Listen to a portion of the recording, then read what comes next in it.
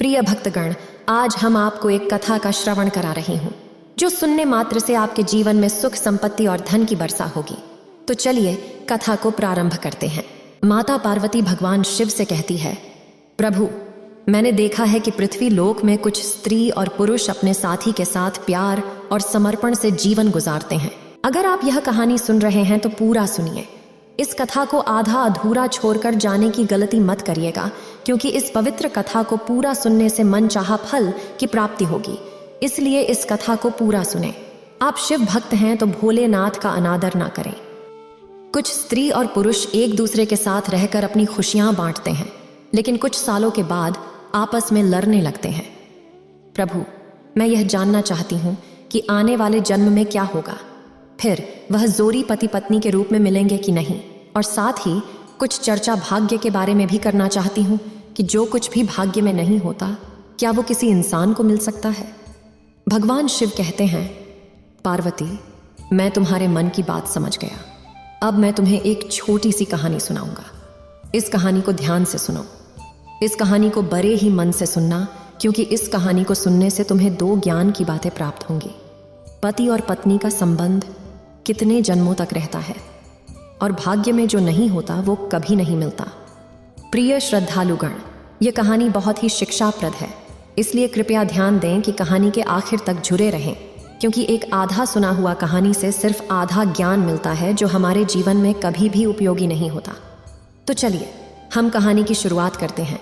भगवान शिव ने पार्वती से कहा, एक समय की बात है, एक राजकुमारी थी जिसका नाम रूपमती था, जो पूरी तरह से चरित्रवान थी, जिसकी शादी एक चरित्रवान राजकुमार सौरभ के साथ हुई थी। दोनों ही जीवन का आनंद सुख वैभव के साथ ले रहे थे। धन की कोई कमी नहीं थी, सिर्फ कमी थी तो एक संतान की, जिसको लेकर के रूपमती चिंताग्रस्त रहती थी। समय धीरे धीरे गुजरता गया। एक दिन रूपमती की तबीयत अचानक बहुत खराब हो गई। फिर वो राजकुमार सौरभ से बोली, प्रीतम, मैंने आपकी सारी बात मानी है।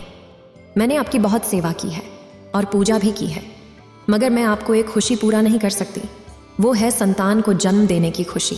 मुझे आभास हो रहा है कि मेरा जीवन कुछ पलों में ही समाप्त होने वाला है। मलाल मत करना मेरे ना रहने के बाद। मेरी यादों के सहारे आप अपना जीवन जीना। मैं आपको वचन देती हूँ, अगले जन्म में फिर आपकी पत्नी बनूंगी। तब मैं आपको संतान की इच्छा अवश्य पूरी करूंगी। और फिर इतना कहकर कि उस रूपमती की मृत्यु हो जाती है। फिर एक दिन सौरभ भी शरीर को त्याग देता है। फिर वो राजकुमार सौरभ एक ऐसे राजा के यहाँ जन्म लेता है जिसकी 100 रानियां थीं, और 100 रानियों के बीच में वो अकेला ही पुत्र था।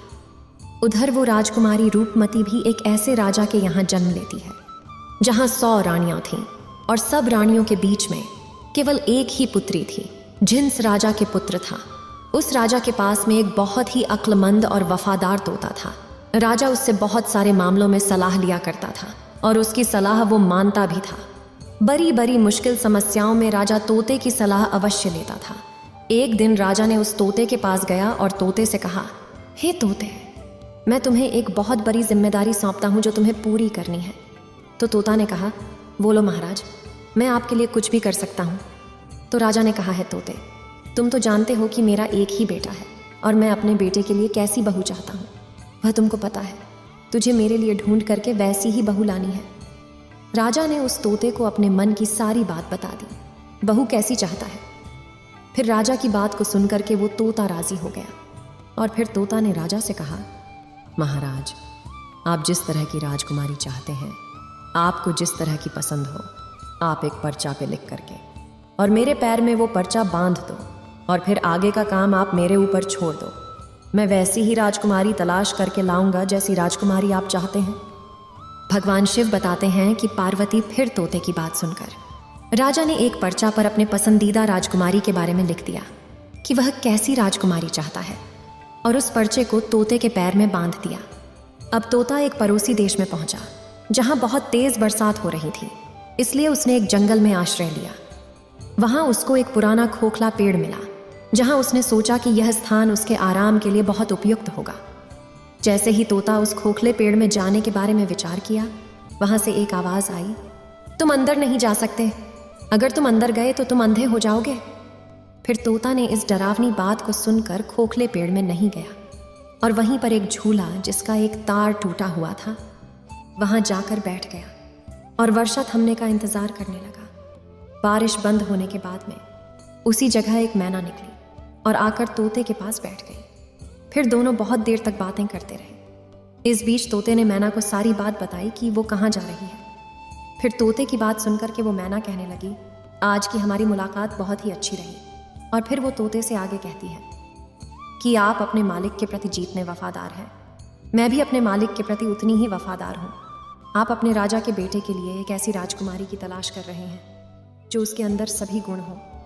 तो मैं भी अपने राजा की बेटी यानी राजकुमारी के लिए ऐसे राजकुमार की तलाश में निकली हूँ जिसके अंदर सारे गुण हों। फिर वो तोता कहने लगा कि हमारे राजा का कहना है कि हम ऐसे घर की राजकुमारी लाएंगे जिस राजा की 100 रानियां होनी चाहिए, क्योंकि हमारे राजा को भी 100 रानियां हैं। तोता ने मैना से यह कह दिया। मैना कहती है, अब हम आपकी बात समझ गए हैं, क्योंकि आपके राजा के पास भी 100 रानियां हैं और हमारे राजा के पास भी 100 रानियां हैं। आपके राजा के पास केवल एक राजकुमार है और हमारे राजा के पास केवल एक राजकुमारी है। आपके राजा का राजकुमार भी सर्वगुण संपन्न है और हमारे राजा की राजकुमारी भी सर्वगुण संपन्न है। तोता को अपने मन की बातें बताई और वहां पर तोता ने राजकुमार की पसंद की बातें सुनाई। फिर तो वह तोता और मैना राजकुमारी के देश में आ गए, क्योंकि तोता मन में यह सोच रहा था कि मेरे मालिक का सपना पूरा हो जाएगा, उनकी इच्छा पूरी हो जाएगी। वह जैसी राजकुमारी चाहते हैं वैसी ही राजकुमारी आज मुझे मिल गई है। इस प्रकार जब तोता और मैना उड़ते हुए राजकुमारी के महल में पहुंचे तो महल के एक नौकर ने उनको देख लिया। तो उन्होंने राजा से जाकर बताया कि महाराज, आपने मैना को जिसका कार्य के लिए भेजा है उसने आपके साथ में बहुत बड़ा विश्वासघात किया है। वो राजकुमार की तलाश में कहीं पर नहीं गई, वो तो एक तोते के साथ घूम रही है। मैंने तोते के साथ घूमते हुए अपनी आंखों से देखा है और आपकी बात तो पूरी तरह से भूल गई है। आपकी आज्ञा का उसने उल्लंघन किया है। इस प्रकार राजा को क्रोध आ जाता है और वो तोता और मैना को दोनों को मारने का हुक्म देते हैं। तोता और मैना को यह बात जानकारी हो गई कि राजा हमें मरवाना चाहता है। यह बात तोता और मैना को समझ में आ गई और फिर मैना तोता से कहा, हमारी जान इस जगह पर खतरे में है, हमें जल्दी इस स्थान से दूर भाग जाना चाहिए। इससे पहले कि राजा हमें मार दें तब हमें यहाँ से भाग जाना चाहिए। हमें जल्दी से इस स्थान को छोड़ देना चाहिए, वरना हम दोनों बिना बात के मर जाएंगे, जैसे कि राजा ने तय किया है। इसके बाद जब तोता और मैना ने सोचा कि वे इस स्थान से दूर जाने वाले हैं तो वे बहुत दूर उड़ कर चले गए। जब राजा के सिपाहियों ने बहुत देर तक खोजते रहे पर वे नहीं मिले, फिर सैनिक वहां से वापस आ गए, क्योंकि उन्हें लगा कि तोता और मैना दूर भाग गए होंगे। अब इधर तोता और मैना ने कुछ दिनों तक इंतजार किया ताकि लोग उनकी बातों को भूल जाएं। फिर कुछ दिनों बाद तोता और मैना वापस महल आए और आकर के तोता राजा के दाएं घुटने पर और मैना राजा के बाएं घुटने पर आकर के बैठ गए। फिर तोता मैना ने राजा से पूछा, आप हमको क्यों मारना चाह रहे थे?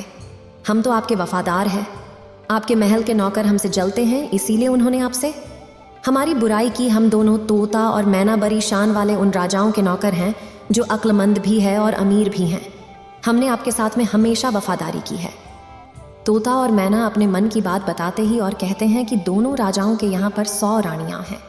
उनमें से एक के केवल एक बेटा है और दूसरे राजा के केवल एक बेटी है, जबकि वे राजाएं कभी भी एक दूसरे को नहीं मिले थे। एक राजा को एक ऐसी बहू चाहिए थी जो दूसरे राजा की बेटी जैसी हो और दूसरे राजा को एक वैसा ही दामाद चाहिए था जैसा कि दूसरे राजा का बेटा हो। हम महाराज आपके दोनों दरबारों के नौकर हैं। हम भगवान की कृपा से आपके राज्य के बाहर एक जंगल में मिले थे और अब हम आपके पास इस अच्छी खबर के साथ आए हैं। तोता और मैना ने राजा को समझाया और उन्होंने अपनी मनोबल से राजा को खुश किया। तभी तो तोता ने राजा की ओर अपना पैर बढ़ाया, जिस पर एक पर्चा था जिसमें राजकुमार की पसंद लिखी थी। राजा ने पर्चा पढ़ा और बहुत खुश हुए। पहले उन्हें तोता और मैना पर विश्वास नहीं था, फिर दोनों का एक साथ देख कर के राजा को तोता मैना पर विश्वास हो गया। फिर राजा ने तोते के पैर से राजकुमार की सही तस्वीर निकाली और अपनी रानियों के पास में भेज दी और कहा, ये तस्वीर देख करके बताए कि राजकुमारी के लिए ये राजकुमार कैसा है। क्या सभी रानियां राजकुमार को पसंद करती है या नहीं? कुछ दिन बीत गए पर तस्वीर वापस नहीं आई। राजकुमारी को वो तस्वीर बहुत ही पसंद आई। और फिर वो राजकुमारी उस राजकुमार की तस्वीर को अपने हाथ में ही लिए रखती थी। खैर, कुछ दिनों के बाद में रानियों की तरफ से जवाब आया कि राजकुमार सबको पसंद है, अब उसकी शादी जल्दी ही हो जानी चाहिए, क्योंकि राजकुमारी तो राजकुमार को देखे बिना ही फोटो से पसंद कर ली है। राजा ने तोते से कहा कि तुम अपने राजा के पास यह संदेश पहुंचा दो कि एक राजकुमारी ने पसंद कर लिया है और वह चाहता है कि वे 4 महीने के भीतर शादी के लिए आ जाएं। तोते ने अद्भुत आदर के साथ राजा को प्रणाम किया और फिर अपने देश की ओर उड़ गया। जब उसने अपने राज्य में पहुंचा तो तोते ने राजा को अपनी यात्रा की सारी कहानी बताया। राजा ने खुशी खुशी सुना और मन ही मन सोचने लगा कि आज मेरा सपना पूरा हो गया, और वह राजकुमारी को अपने बेटे के लिए पा लिया। इसके बाद राजा ने तुरंत इस शानदार मौके को शानदार तरीके से मनाने के लिए आदेश दिया।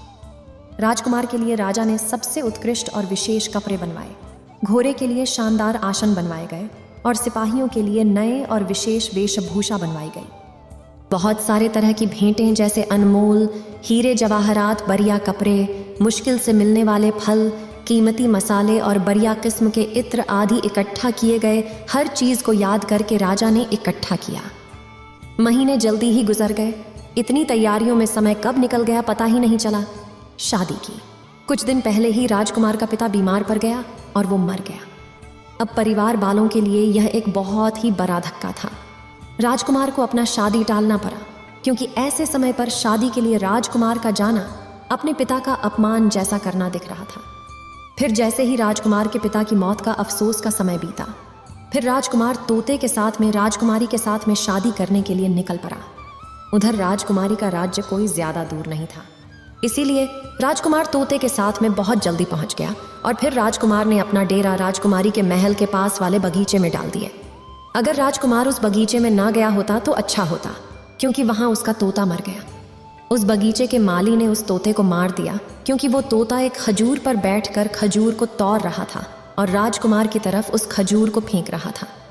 ये बात माली को रास नहीं आई और उसने तोते को मार दिया। फिर जैसे ही राजकुमार के पास यह मुश्किल आई, उसके कुछ देर बाद ही उसने सुना कि राजकुमारी के पिता ने अपनी बेटी की शादी उसके साथ करने से इनकार कर दिया, क्योंकि उसका पिता मर गया था।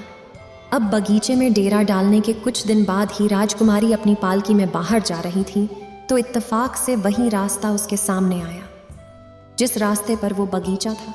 उसने बगीचे पर नजर डाली तो वहां राजकुमार को देखा। फिर राजकुमारी उस राजकुमार को पहचान गई, क्योंकि उसकी तस्वीर अभी भी उसके पास में थी।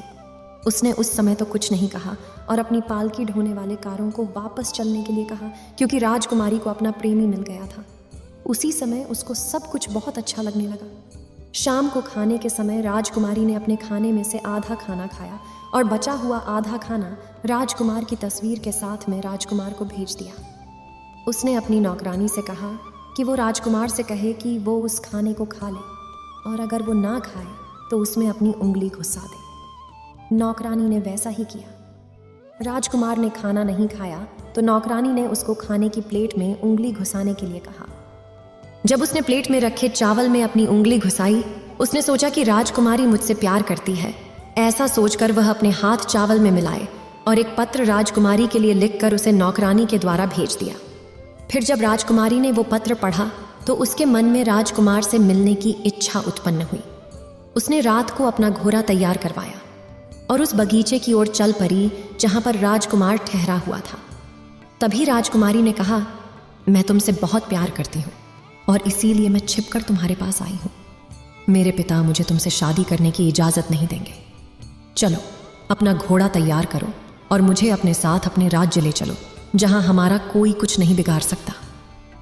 तब राजकुमार और राजकुमारी दोनों ही घोड़े पर सवार होकर के राज्य से बाहर की तरफ चल दिए और वो एक ऐसे स्थान पर जा पहुंच गए जहां पर उनकी जान बहुत बड़े खतरे में पड़ गई। वो जीस नगर में पहुंचा। उस जगह पर एक जादूगरनी रहती थी। उसकी भी एक बेटी थी। जैसे ही उसकी बेटी ने राजकुमार को देखा तो जादूगरनी की बेटी उस राजकुमार से प्रेम कर बैठी और उससे शादी करने की सोच ली। अब वो जादूगरनी मन में सोचने लगी कि शादी राजकुमार के साथ कैसे होगी। फिर उसने एक तरकीब सोची। फिर वो जादूगरनी की लड़की अपने मन में विचार करने लगी, आखिरकार मेरी शादी इस राजकुमार के साथ कैसे होगी। फिर उसने एक तरकीब सोची और अपनी माँ जादूगरनी से राजकुमार और राजकुमारी को अपने घर खाने के लिए बुलाने के लिए कहा और फिर अपनी बेटी की बात को मान करके उस जादूगरनी ने राजकुमार और राजकुमारी को अपने घर खाने के लिए बुलाया।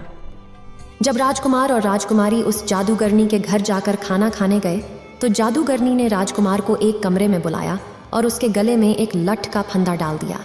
जब फंदा डाला गया तो वो राजकुमार, जो पहले एक इंसान था, एक भैंस के रूप में बदल गया और फिर दूसरे दरवाजे से जादूगरनी ने उस भैंस को घर से बाहर ले जाकर एक सुरक्षित स्थान पर बांध दिया। वहाँ वो अपनी बेटी के साथ भी था। अब राजकुमारी खाने के बाद अपने राजकुमार को खोजने लगी, लेकिन वो भैंस बन चुका था। उसे कैसे ढूंढती? पूरे दिन वो भैंस थे जो जादूगरनी की बेटी के पीछे घूमते रहते थे। जादूगरनी की बेटी जहाँ भी जाती वह भैंस उसके पीछे जाता। जादूगरनी की बेटी रात को भैंसे के गले से वो रस्सी का फंदा निकाल देती थी, जिससे वो राजकुमार बन जाता था और भैंसे का रूप खत्म हो जाता था। और जैसे ही सुबह होता था वैसे ही वो रस्सी का फंदा फिर राजकुमार के गले में डाल करके उसे भैंसा बना देती थी और दिन भर उसे बाहर घूमती थी। उधर राजकुमारी को राजकुमार से बिना मिले कई दिन हो गए थे। राजकुमारी पागलों की तरह अपने राजकुमार को ढूंढ रही थी। वो बहुत ही दुखी थी। उसको पता ही नहीं था कि अब वो करे तो क्या करे। आखिरकार राजकुमार उसको छोड़कर कहाँ चला गया। कभी राजकुमारी मन में सोचने लगती कि राजकुमार ने मुझे धोखा दे दिया, कभी सोचती कि मुझे धोखा नहीं दे सकता है, वो मुझे बहुत प्यार करता है, मैं भी उससे बहुत प्यार करती हूँ, कहीं ऐसा तो नहीं किसी ने उसका कत्ल कर दिया हो।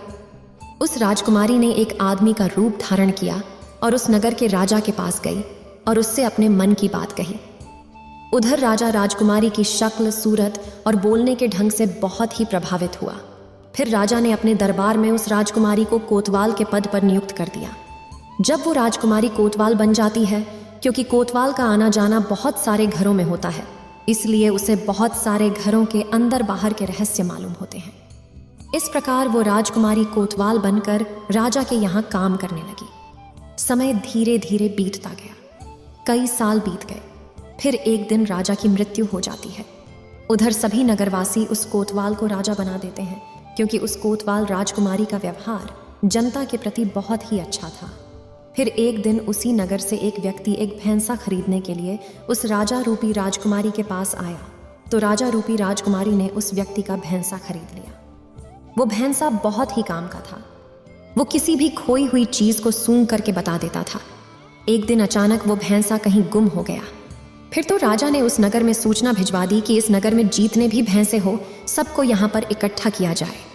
उधर ये सूचना उस जादूगरनी के पास भी पहुंची। अब सभी नगर के राजा के सामने एकत्रित हुए, मगर उस जादूगरनी ने अपना भैंसा, जो कि एक राजकुमार था, उस राजा के दरबार में नहीं भेजा।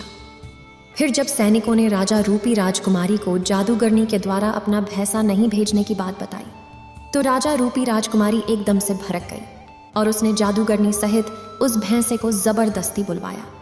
उधर जैसे ही सैनिकों ने उस भैंसे के गले में परी हुई रस्सी को जोर से खींचा, वैसे ही वो रस्सी उस भैंसे की गर्दन से निकल गई और रस्सी गर्दन से निकलते ही वो भैंसा जो था एक राजकुमार के रूप में परिवर्तित हो गया और वह तुरंत उस राजकुमार से मिली। उस जादूगरनी बुढ़िया को पकड़वाकर उस राजा रूपी राजकुमारी ने उसके पास ले जाने में मदद की। तब राजकुमारी ने सभी नगरवासियों से कहा कि उसे अपने राजकुमार से मिलने के लिए एक आदमी के रूप में रहना पड़ा था। मैं एक औरत हूँ, इसलिए आज से आप सभी हमारे राजकुमार को अपना राजा और हमें अपनी रानी मानो। नगरवासी खुश होकर उस राजकुमारी को रानी और उस राजकुमार को अपना राजा बनाने में सहमत हुए। अब उस राजकुमार को राजा बनने का मौका मिला और उस राजकुमारी को रानी बनाने का सौभाग्य प्राप्त हुआ, जबकि उस जादूगरनी बुढ़िया को सूली पर चढ़ा दिया गया और उसकी बेटी को हमेशा के लिए कैद में डाल दी गई। क्योंकि जो जादूगरनी की बेटी थी उसने पूर्व जन्म में अपने पति को झूठा दोष लगा करके एक राजा की कैद में डलवा दिया था, इसीलिए इसे जादूगरनी की बेटी को भी राजा के दंड का सामना करना पड़ा। फिर वो राजा और रानी बनकर के एक दिन घूमने के लिए जाते हैं और जब जंगल से होकर गुजरते हैं तो वो एक पेड़ के पास में आराम करने लगते हैं। वो पेड़ बरसों पुराना था। उस पर राजकुमार और राजकुमारी ने अपने पूर्व जन्म में एक प्रेम चिन्ह बनाया था जो पूरी तरह से सुरक्षित था। फिर तो उस राजकुमार और राजकुमारी की नज़र जैसे ही उस प्रेम चिन्ह पर पड़ती है तो एकदम से दोनों को अपनी पुराने जीवन की सारी गाथा याद आ जाती है। पुराने जीवन की, पुराने जन्म की सारी बातें याद आ जाती हैं और उनके जीवन में एक खुशी की लहर दौड़ जाती है। फिर वो राजकुमारी बोलती है, मुझे सब समझ में आ गया। मैं आपसे बहुत प्यार करती थी, आप भी मुझसे बहुत प्यार करते थे। मैंने आपकी बहुत सेवा की थी। केवल मेरे मन में एक ख्वाब था कि मैं आपकी खुशी के लिए एक संतान को जन्म नहीं दे सकी, लेकिन इस जन्म में फिर हम दोनों मिले हैं और पति पत्नी के रूप में मिले हैं, क्योंकि ये हमारा सच्चा प्यार था। इसलिए हम दोनों एक होकर मिले और मुझे पूरा यकीन है कि इस जन्म में भगवान हमारी मनोकामना सुनेंगे और आपको संतान का सुख अवश्य मिलेगा। भगवान शिव कहते हैं, पार्वती, समय चलते चलते सब पिछले जन्म के कर्मों का फल अवश्य मिलता है और फिर वो राजकुमारी गर्भ धारण करती है और समय आने पर एक सुंदर संतान को जन्म देती है। इस प्रकार एक पत्नी अगले जन्म में आकर अपने पति को भी पाती है और पति की खुशी के लिए एक पुत्र रत्न को भी जन्म देती है। भगवान शिव कहते हैं, पार्वती, इस कहानी से पहली ज्ञान की बात ये प्राप्त हुई कि यदि स्त्री पुरुष आपस में सच्चा प्रेम करते हैं और आपस में तनक भी विरोधाभास नहीं होता, ऐसे पति पत्नी का रिश्ता जन्म जन्मांतर का होता है। वहीं अगर स्त्री पुरुष को धोखा देती है तो उसे भी धोखा मिलता है, और यदि पुरुष स्त्री को धोखा देता है तो पुरुष को भी धोखा मिलता है। इसलिए पति पत्नी का रिश्ता अटूट विश्वास का होता है। इसलिए एक दूसरे के साथ विश्वास बनाए रखना चाहिए, और जो स्त्री पुरुष विश्वास की डोर मजबूत रखते हैं वो हर जन्म में पति पत्नी के रूप में मिलते हैं। ऐसे जैसे एक समय पर एक राजकुमारी को अपने अगले जन्म में वही राजकुमार पति के रूप में प्राप्त हुआ और उसकी आवश्यकता थी जो संतान की प्राप्ति की गई थी। फिर उसे अगले जन्म में संतान का सुख भी प्राप्त हुआ। भगवान शिव कहते हैं कि पार्वती, इस कहानी से एक दूसरे जीवन का ज्ञान प्राप्त की। जो कुछ भी किसी के भाग्य में नहीं होता वह कभी नहीं हो सकता है, क्योंकि जादूगरनी की बेटी का चरित्र सही नहीं था। वह अपनी जादुई शक्ति का सहारा लेकर राजकुमार को प्राप्त करना चाहती थी, जो कि राजकुमार उसके भाग्य में नहीं था। इसलिए वह उस राजकुमार को प्राप्त नहीं कर सकी, क्योंकि जो भाग्य में नहीं होता वह कभी नहीं हो सकता। राजकुमार केवल उस राजकुमारी के भाग्य में था, इसलिए इतनी सारी कठिनाइयों के बावजूद भी उस राजकुमारी को उसके पूर्व जन्म के पति राजकुमार के रूप में प्राप्त हुआ। अब भगवान शिव कहते हैं कि पति पत्नी का रिश्ता जन्म जन्मांतर का होता है। इसलिए इस रिश्ते में हमें हमेशा पत्नी के प्रति विश्वास बनाए रखना चाहिए और पूरी तरह से एक दूसरे के आदर्श का पालन करना चाहिए। और जो कुछ भी हमारे भाग्य में नहीं होता, वह चाहे हम कितना भी प्रयास कर लें, वो हमारे पास नहीं आता। इसलिए कभी भी गलत रास्ते पर न जाने की बजाय सही मार्ग पर चलने की कोशिश करनी चाहिए, अन्यथा हमें गलत परिणाम सहने पड़ सकते हैं। जैसे कि उस जादूगरनी की बेटी को राजा ने हमेशा के लिए कैद में डाल दिया और उसका सारा जीवन जेल में गुजर गया। इस वीडियो को बोलते समय कोई त्रुटि हो तो मैं क्षमा चाहती हूँ। उम्मीद है आप सभी को ये वीडियो अच्छी लगी होगी। अगर आप शिव के सच्चे भक्त हैं तो चैनल को सब्सक्राइब और वीडियो को लाइक करके कमेंट में हर हर महादेव लिख दीजिए।